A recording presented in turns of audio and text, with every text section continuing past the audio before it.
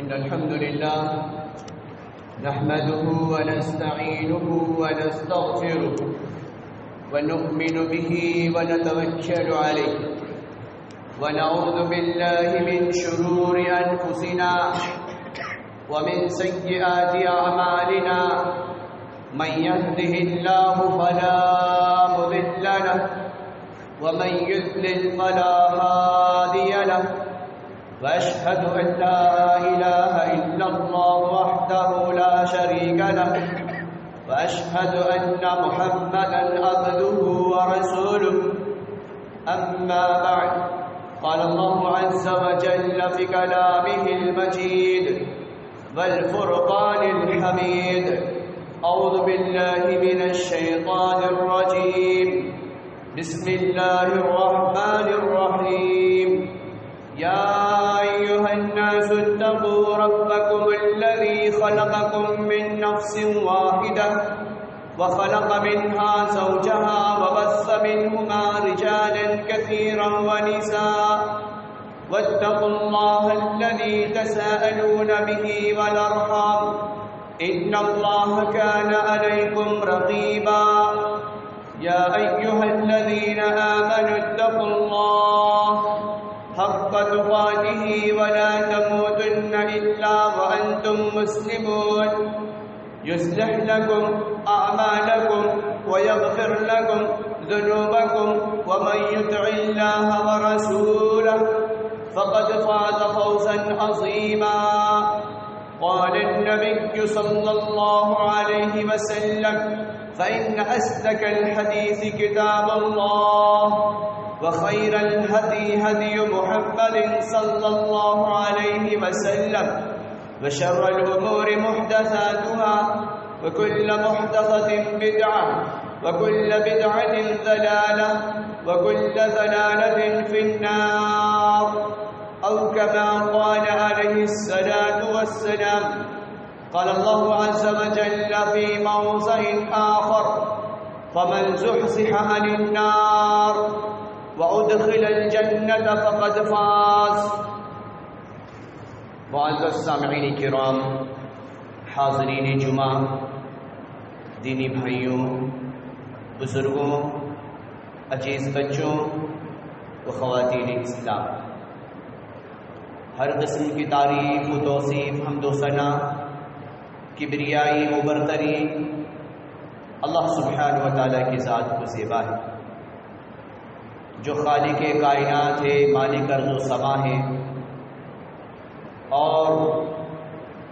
اللہ سبحانہ و تعالیٰ نے اس کائنات کی تخلیق کی ہے،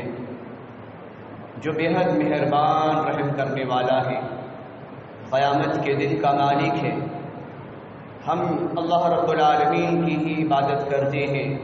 اور اللہ سبحانہ و تعالیٰ سے ہی مدد مانگتے ہیں، اور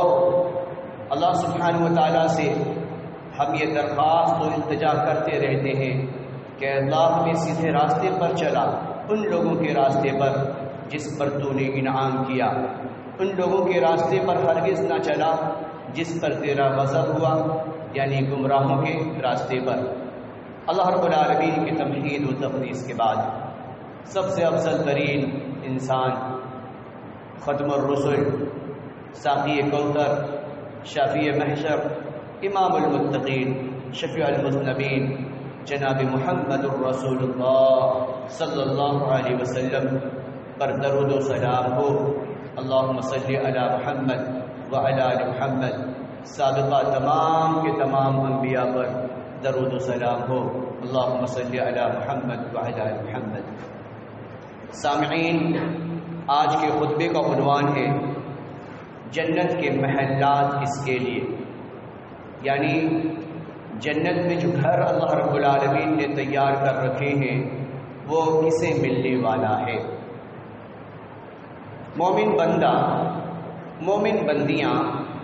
جو بھی نیک عمل انجام دیتے ہیں یا دیتی ہیں تو ہم سب کی یہی امید ہوا کرتی ہے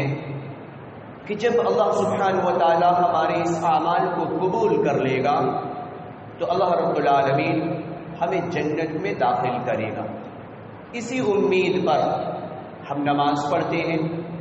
زکوٰۃ دیتے ہیں، صدقہ و خیرات کرتے ہیں، اچھی بول بولتے ہیں، آپسی جھگڑوں کو صلح میں تبدیل کرتے ہیں، غریب اور مسکین کی مدد کرتے ہیں، یہ سارے نیک عمل انجام دینے کا مقصود یہ ہوتا ہے کہ اللہ رب العالمین ہم سے راضی ہو جائے، اور جب اللہ سبحانہ و تعالیٰ یقیناً راضی ہوگا تو اللہ سبحانہ و تعالیٰ ہمیں جنت میں داخل کرے گا۔ اب سوال یہ پیدا ہوتا ہے کہ جنت اللہ رب العالمین نے جو بنا رکھی ہے اس میں کون لوگ داخل ہوں گے، اور جنت میں جو بالا خانے ہیں، شیش محل ہے، محلات ہیں، جس کا اندر سے باہر دکھ رہا ہوگا اور باہر سے اندر دکھ رہا ہوگا، یہ محل کسے اللہ رب العالمین عطا کرے گا؟ سب سے پہلے ہم قرآنی آیتوں میں غور کرتے ہیں، اس کے بعد نبی مکرم صلی اللہ علیہ وسلم کے فرمودات کو ہم سنیں گے تو ہمیں پتہ چلے گا، اور ہم محاسبہ بھی کرتے جائیں گے کہ اللہ رب العالمین جن کا تذکرہ کر رہا ہے اور نبی علیہ السلام جن لوگوں کے سلسلے میں بشارتیں دے رہے ہیں، کیا اس میں ہمارا شمار ہوتا ہے یا نہیں۔ سب سے پہلے اللہ رب العالمین سورہ حشر میں آیت نمبر 20 میں اللہ سبحانہ و تعالیٰ کہہ رہا ہے لا یستوی اصحاب النار واصحاب الجنہ اصحاب الجنۃ هم الفائزون، کہ اہل جہنم اہل جنت یعنی جنت میں جانے والے جہنم میں جانے والے یہ کبھی برابر نہیں ہو سکتے، کبھی اندھیرا اور اجالا برابر نہیں ہو سکتا، کبھی تاریکی اور روشنی برابر نہیں ہو سکتی۔ اسی لیے اللہ رب العالمین کہہ رہے ہیں کہ جہنمی اور جنتی کبھی برابر نہیں ہو سکتے۔ اصحاب الجنتی هم الفائزون، لیکن جو لوگ جنت میں داخل کر دیے جائیں گے، جنت میں جسے اللہ رب العالمین داخل کر دے گا، اولئک هم الفائزون، یہی کامیاب لوگ ہوں گے، یہی بامراد لوگ ہوں گے، یہی فلاحیاب لوگ ہوں گے، یہی لوگ اللہ سبحانہ و تعالیٰ کے بالا خانوں میں موج کریں گے۔ آگے اللہ رب العالمین نے سورہ مومنون میں اللہ سبحانہ و تعالیٰ نے فرمایا اولئک هم الوارثون الذین یرثون الفردوس هم فیہا خالدون، یہی لوگ یعنی اللہ سبحانہ و تعالیٰ نے وہاں بھی پورے عمل کو اللہ رب العالمین نے شمار کیا ہے کہ کون کون سے عمل انجام دیے جائیں گے، تو اللہ رب العالمین جس کا تذکرہ کر رہا ہے اولئک هم الوارثون، یعنی یہی لوگ جنت کے وارث ہوں گے، یرثون الفردوس هم فیہا خالدون، اور اللہ رب العالمین انہیں جنت الفردوس میں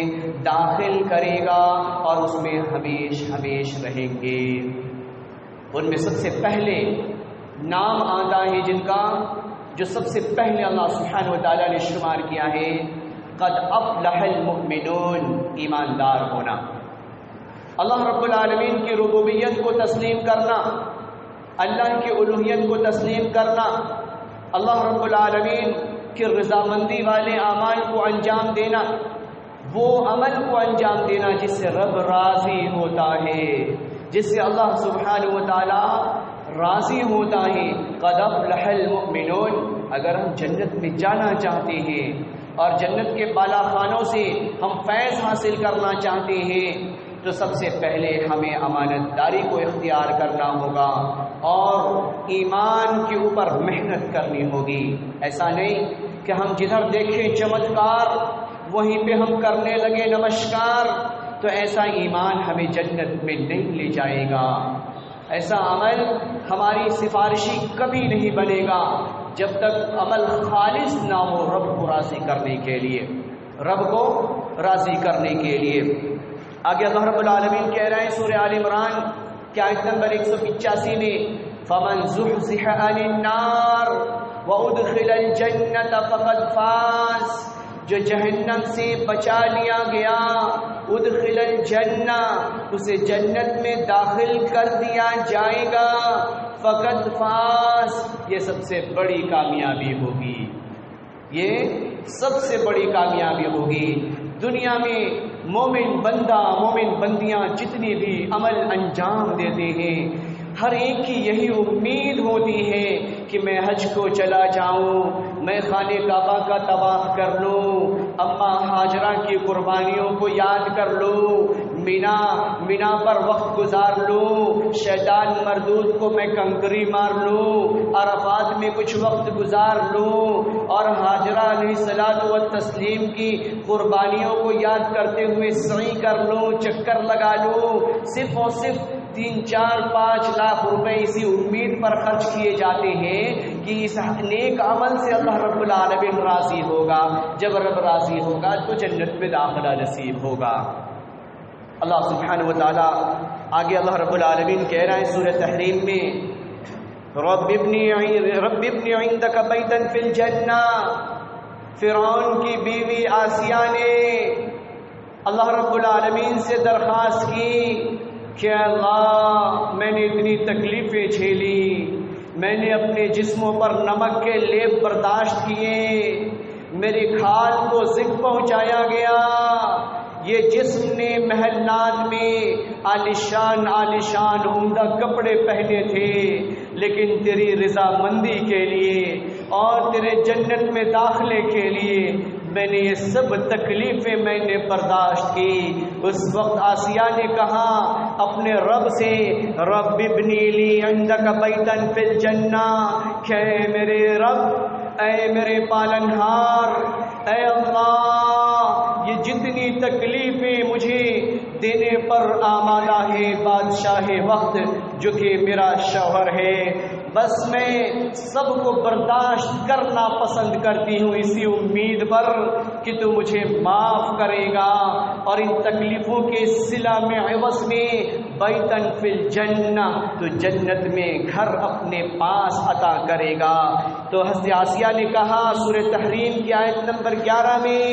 فمن رب ابنی لی عندک بیتا فی الجنہ ونجنی من فرعون، کہ اللہ اپنے پاس جنت میں مجھے ٹھکانہ عطا کر دے اور فرعون کی شرارت سے ہمیں بچا لے، ونجنی من القوم الظالمین، اور ظالم قوم سے مجھے نجات دے دے۔ اس نیک بندی کی پکار کو دیکھیں، یہ ہماری ماں اور بہنوں کے لیے عبرت کا مقام ہے کہ اتنی تکلیفیں برداشت کی اسی امید پر کہ اللہ سبحانہ و تعالیٰ جو بدلہ دینے والا ہے وہ سب سے بہترین بدلہ ہے، سب سے عالی شان محل ہے جو اللہ سبحانہ و تعالیٰ عطا کرنے والا ہے۔ صحیح البخاری کی روایت ہے، عن ابی سعید الخدری رضی اللہ عنہ قال قال النبی صلی اللہ علیہ وسلم ان اہل الجنت یتراوون۔ حضرت ابو سعید خدری رضی اللہ تعالی عنہ کہتے ہیں کہ نبی مکرم صلی اللہ علیہ وسلم نے فرمایا، یتراوون اہل الغرف من فوقہم لما یتراوون الکوكب الدری، کہ اہل جنت جب جنت میں چلے جائیں گے اور اوپر سے نیچے کو دیکھ رہے ہوں گے یا نیچے سے اوپر کو دیکھ رہے ہوں گے، تو جنتیوں کا جو ٹھکانہ ہوگا کوكب دری، وہ چمکتے ہوئے ستاروں کے مانند ان کے محلات ہوں گے، چمکدار ستاروں کے مانند ان کے محلات ہوں گے۔ صحیح البخاری میں امام بخاری نے اس روایت کو جگہ دی ہے۔ اب اندازہ لگائیں کہ جب ہم ایمان کی حالت میں دنیا سے فوت ہو گئے، اس حال میں کہ ہمارے عمل سے اللہ سبحانہ و تعالیٰ راضی تھا، اور ہم نے کبھی شرک نہ کیا اور شرک کے قریب بھی ہم جانا پسند نہ کیے، تو ایسے وقت میں اللہ رب العالمین کا انعام تو دیکھیں۔ اللہ رب العالمین جو محل میں داخل کرنا چاہتا ہے، امام المتقین اپنے لسان مبارک سے کہہ رہے کہ وہ محل کوكب الدری،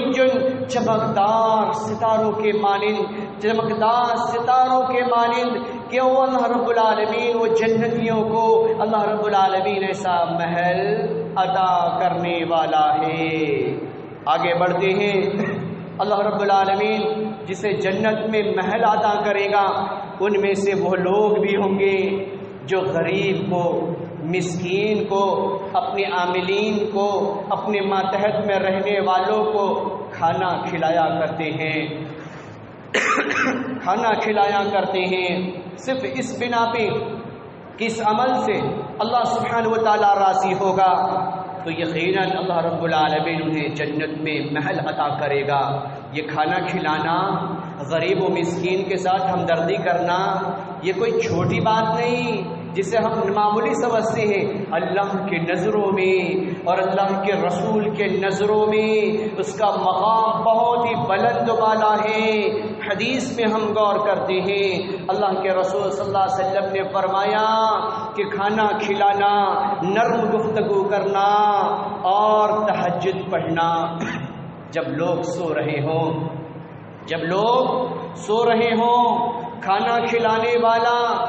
نرم میٹھی باتیں کہنے والا، تہجد کا اہتمام کرنے والا، یہ سارے عمل اللہ رب العالمین کے ہاں اللہ کی جنت میں ہمیں محل دلانے والے ہیں۔ ہم ہرگز معمولی نہ سمجھیں۔ روایت میں ہم غور کرتے ہیں، رواہ احمد، یعنی امام احمد نے اسے نقل کیا ہے، حدیث نمبر 2123 نمبر حدیث ہے۔ عن ابن مالک الاشعری رضی اللہ عنہ قال النبی صلی اللہ علیہ وسلم، حضرت ابو مالک اشعری رضی اللہ تعالی عنہ روایت کرتے ہیں کہ نبی مکرم صلی اللہ علیہ وسلم نے فرمایا، ان فی الجنت غرفا، کہ جنت میں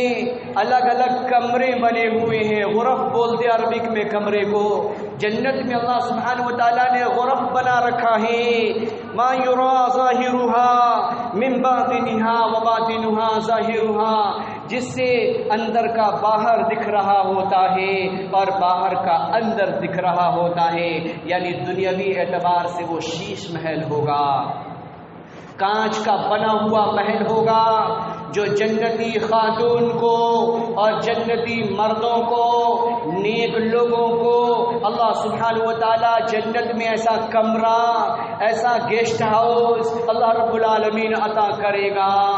یہ دنیا کے گیسٹ ہاؤس کی کوئی بساط نہیں، یہ دبئی میں بننے والا برج خلیفہ کی کوئی بساط نہیں، میرے رب کے اس غرف کے نزدیک، میرے رب کے اس جنت کے بالا خانے کے نزدیک اس کی کوئی حیثیت نہیں، کوئی بساط نہیں، کوئی وقعت نہیں۔ تو ہماری نظروں کے سامنے اللہ رب العالمین کا وہ مقدس، وہ پاکیزہ محل ہمارے نظروں کے سامنے رہنا چاہیے۔ آگے اللہ رب العالمین امام کائنات کے ذریعے سے ہم تک یہ پیغام پہنچا رہا ہے، آج اللہ سبحانہ و تعالیٰ نے یہ کس کے لیے تیار کیا ہے؟ اللہ سبحانہ و تعالیٰ نے یہ کس کے لیے تیار کیا ہے؟ تو لمن اطعم الطعام، جو کھانا کھلایا کرتا ہے، وَأَلَانَ الْكَلَامِ، نرم میٹھی باتیں کیا کرتا ہے، وَتَابَعَ الصِّيَامِ، جو روزہ رکھا کرتا ہے، وَصَلَّى بِاللَّيْلِ وَالنِّيَامِ وَالنَّاسُ بِنِيَامٍ، اور جب لوگ سو رہے ہوں ایسے وقت میں اٹھ کر تہجد کا اہتمام کرتا ہے۔ تو امام کائنات نے فرمایا، جو اس عمل کو انجام دیا کرتا ہے، چاہے وہ مومن بندہ ہو، چاہے وہ مومن بندیاں ہو، اللہ رب العالمین وہ جنت میں محل عطا کرے گا۔ اندازہ لگائیں کہ اللہ سبحانہ و تعالیٰ یہ کہہ رہے ہیں کہ یہاں پہ لاکھوں روپے خرچ کر دیے جائیں، کیا اس حدیث سے ہمیں یہ پتہ چل رہا ہے کہ سینکڑوں روپے خرچ کر دیے جائیں پھر ہمیں اس میں داخلہ نصیب ہوگا؟ ہرگز نہیں۔ اللہ سبحانہ و تعالیٰ معمولی سے خرچ کی بنا پہ اللہ رب العالمین ہمیں جنت میں بالا خانے عطا کرنے والا ہے۔ آگے ہم چلتے ہیں، جامع ترمذی کی روایت ہے، جامع ترمذی میں ام حبیبہ رضی اللہ تعالی عنہ کہتی ہیں، ان ام حبیبہ رضی اللہ عنہ قالت قال النبي صلى الله عليه وسلم من صلى في يوم وليلة، ام حبیبہ رضی اللہ تعالی عنہا بیان کرتی ہیں کہ نبی اکرم صلی اللہ علیہ وسلم نے فرمایا، من صلی فی یوم ولیلۃ، کہ جو مومن بندہ، جو مومن بندیاں دن اور رات میں 12 رکعتیں سنت مؤکدہ کا اہتمام کرے، اللہ سبحانہ و تعالیٰ اسے ان بالا خانوں میں داخل کرے گا۔ صحیح روایات سے پتہ چلتا ہے کہ جس نے 12 رکعتوں کا اہتمام کیا تو اللہ رب العالمین انہیں جنت میں بالا خانے عطا کرے گا۔ بنی لہ بیت فی الجنہ، اللہ سبحانہ و تعالیٰ نے ان کے لیے جنت میں گھر بنا رکھا ہے۔ اللہ سبحانہ و تعالیٰ جنت میں ان کے لیے شیش محل تیار کر رکھا ہے۔ وہ رکعتیں کون کون سی ہیں؟ 4 قبل الظہر، ظہر سے پہلے 4 رکعت، ورکعتین بعدہا، فرض ظہر کے فرض کے بعد 2 رکعتیں۔ یہ جنت میں داخل کرنے والا عمل ہے اور محل عطا کرنے والا عمل ہے۔ لہذا جب ہم ظہر کی نماز پڑھیں تو ان سنتوں کا اہتمام کریں، معمولی نہ سمجھیں کہ یہ تو سنت ہے، یہ کوئی فرض تھوڑی ہے، یہ شیطانی حربہ ہے، شیطان یہ ورغلاتا ہے، کہتا ہے کہ یہ سنت ہی تو ہے، چھوڑ دو بعد میں پڑھ لیں گے۔ نہیں، اس کا انعام تو ہم دیکھیں، اس کا بدلہ تو ہم دیکھیں۔ اس کے بعد آگے امام کائنات نے فرمایا رکعتین بعد المغرب، 2 رکعت مغرب کے فرض کے بعد ادا کرنا، رکعتین بعد العشاء، عشاء کے بعد 2 رکعت نماز ادا کرنا یعنی سنت مؤکدہ ادا کرنا، قبل الفجر رکعتین قبل الفجر، فجر کی فرض سے پہلے 2 رکعت سنت ادا کرنا۔ یہ 12 رکعتیں بنتی ہیں 24 آورز میں، 24 گھنٹے میں، دن اور رات میں۔ اسے ہرگز ہم نظر انداز نہ کریں، اسے ہم پڑھا کریں۔ اگر ہماری مائیں سن رہی ہیں تو اپنے گھروں میں اہتمام کریں۔ جو پیسے لاکھوں روپے خرچ کر کے ہم مکہ المکرمہ کو پہنچ رہی اسی امید پر کہ اللہ سبحانہ و تعالی ہمارے حج کو قبول کرے گا تو اللہ رب العالمین جنت میں داخل کرے گا، یہاں بھی اللہ رب العالمین ہمیں فری میں جنت عطا کرنے والا، اور صرف جنت آرڈینری جنت نہیں بلکہ اللہ سبحانہ و تعالیٰ جنت میں محل عطا کرے گا ان سنتوں کا اہتمام کرنے کی وجہ سے۔ آگے سنیں، اللہ کے لیے مسجد بنانا، اللہ کے لیے گھر تیار کرنا جہاں قرآن مقدس کی تلاوت کی جا رہی ہو، ایسا مدرسہ، ایسا مکتب تیار کرنا، لہو بیتن فی الجنہ، گویا کہ اس نے دنیا میں ایک اینٹ لگایا ہے، چند سیمنٹ کی بوری اس نے خرچ کیے ہیں، چند کانکریٹ اس نے ان دیواروں میں ڈالنے کے لیے اس نے خرچ کیے ہیں۔ بیتن فی الجنہ، اللہ رب العالمین اس عمل کے عوض میں اللہ رب العالمین جنت میں گھر بنا دیتا ہے، جنت میں اللہ سبحانہ و تعالیٰ گھر بنا دیتا ہے۔ صحیح روایات ہیں، اس سے بات واضح ہوتی ہے۔ اس کے بعد آگے اللہ رب العالمین نے نبی مکرم صلی اللہ علیہ وسلم کے ذریعے سے، یہ بہت ہی آسان نسخہ ہے، یہ سارے آسان نسخے ہیں، اگر اس پہ عمل کیا جائے تو اللہ رب العالمین ہمیں جنت میں بہترین شیش محل، اندر سے دکھنے والا باہر کا حصہ اور باہر سے دکھنے والا اندر کا حصہ، دنیا میں ایسی موج ہمیں میسر نہیں آ سکتی، اس کے لیے بے شمار پیسے خرچ کرنے پڑتے ہیں، لیکن اللہ رب العالمین نے یہ دنیاوی تکلیف کو اگر اپنے چھین لیا تو اللہ رب العالمین وعدہ کرتا ہے، اور نبی مکرم کی زبان سے نکلی ہوئی کلمات کبھی جھوٹ نہیں ہو سکتی۔ سورج کی شعائیں مدھم پڑ سکتی ہیں، زمین پھٹ سکتا ہے اور شہل سکتا ہے، لیکن کائنات کا امین محمد الرسول اللہ صلی اللہ علیہ وسلم کی زبان سے نکلی ہوئی سچی کلمات کبھی جھوٹ نہیں ہو سکتی۔ عرب کے مشرکوں نے بھی نبی مکرم کے پیغام پر لبیک لبیک و صادق کہہ کے اور صادق امین کا نعرہ لگانے پر مجبور ہو گئے کہ یقیناً یقیناً جو محمد کہا کرتا ہے وہ سچ ہی ہوا کرتا ہے، اور ہم دل سے اس بات کی تصدیق کرتے ہیں۔ وہ نبی مکرم صلی اللہ علیہ وسلم کا فرمان موجود ہے، قال رسول اللہ صلی اللہ علیہ وسلم من قرأ قل هو اللہ احد 10 مرات، جس مومن بندے نے، جس مومن بندیاں نے سورہ اخلاص کو یعنی قل هو اللہ احد کو دن اور رات میں 10 مرتبہ پڑھے، 10 مرتبہ پڑھیں، قال رسول اللہ صلی اللہ علیہ وسلم من قرأ قل هو الله احد حتى يختمها 10 مرات بني له قصرا في الجنہ۔ نبی مکرم صلی اللہ علیہ وسلم نے فرمایا جس نے سورہ اخلاص کو 10 مرتبہ پڑھنے کا اہتمام کیا،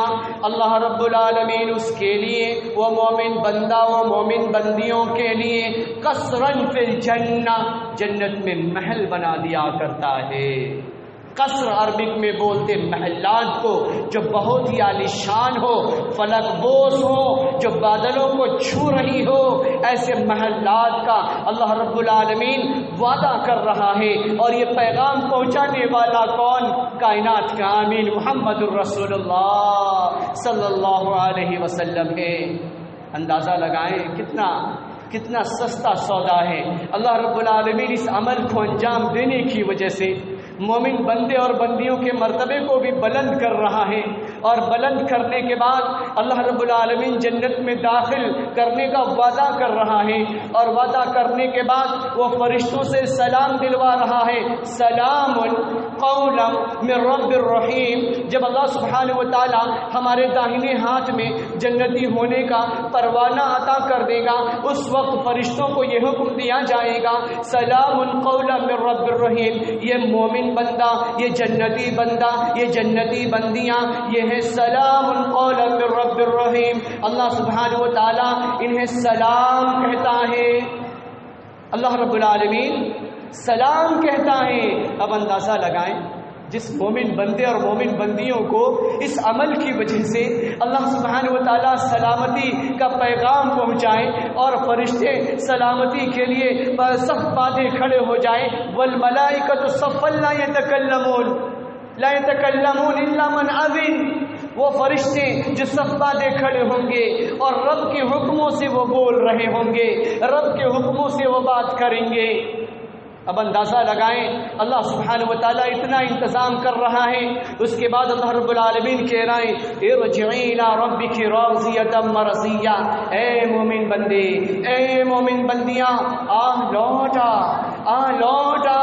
شرک سے توبہ کر لے، گناہوں سے معافی مانگ لے، تنہائی میں آنسو بہا لے، نماز کا پابند ہو جا، جھوٹ سے اپنے آپ کو بچا لے، ماں باپ کے حقوق کا پاس و لحاظ رکھ لے۔ اللہ رب العالمین کا ارجعی، لوٹا الی ربک راضیۃ مرضیہ، اور مجھے راضی کر۔ یہ رب کا در ہے جو کبھی بند ہوتا نہیں، یہ اللہ سبحانہ و تعالیٰ کا در ہے جو کبھی بند ہوتا نہیں۔ وہ رب کہہ رہا ہے ارجعی الی ربک راضیۃ مرضیہ فادخلی فی عبادی وادخلی جنتی۔ اللہ سبحانہ و تعالیٰ کہہ رہا ہے کیا مومن بندے، مومن بندیاں، مجھے راضی کر کے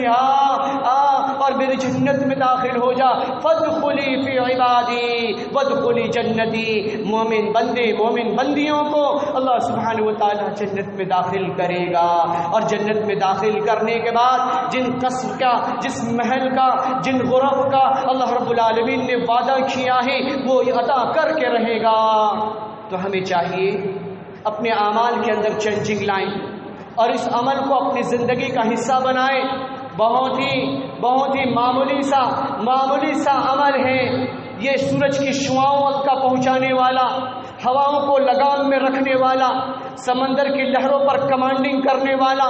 وہ رب یہ پیغام پہنچا رہا ہے، وہ رب یہ کہہ رہا ہے جس کا عرش ہے، فرش ہے، جس کی بنائی ہوئی زمین پر ہم موت سے چل رہے پھر رہے، وہ رب نے وعدہ کیا ہے، تو یقیناً رب وعدہ خلافی نہیں کرے گا۔ شرط یہ ہے کہ ہم کھڑے ہو جائیں، شرط یہ ہے کہ ہم نماز کی پابندی کریں، شرط یہ ہے کہ سورہ اخلاص کی تلاوت کرنے کا اہتمام کریں، شرط یہ ہے غریبوں کی، مسکینوں کی، یتیموں کے ساتھ ہمدردی کریں، تو یقیناً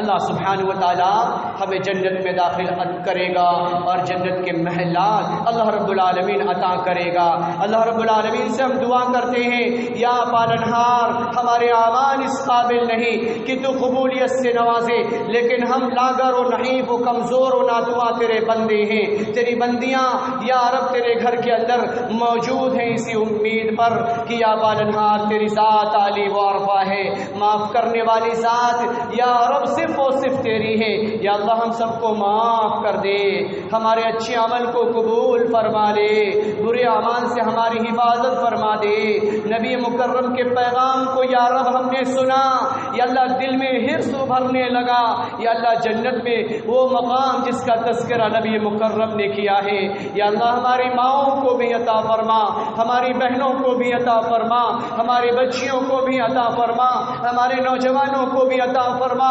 ہمارے ضعفاء کو بھی عطا فرما۔ یا رب جو دنیا سے رخصت ہو گئی اللہ انہیں بھی عطا فرما۔ یا اللہ جو مرض کے اندر مبتلا ہے انہیں شفا عطا فرما۔ یا اللہ جو پریشان حال ہے ان کی پریشانیوں کو دور فرما، جو مقروض ہے ان کی قرض کی ادائیگی کے لیے غیب سے اسباب مہیا فرما۔ یا رب جو ناجائز مقدمات میں گرفتار ہے یا اللہ انہیں رہائی نصیب فرما، خصوصاً جو مرض کے اندر مبتلا ہیں یا اللہ ہاسپٹل میں ایڈمٹ ہیں یا اللہ انہیں شفا عطا فرما، صحت دائمہ نصیب فرما۔ یا رب ہم سب تیرے فقیر بندے، تیرے نادواں بندے اور بندیاں یا رب تجھ سے التجا کرتے ہیں، درخواست کرتے ہیں یا اللہ ہمیں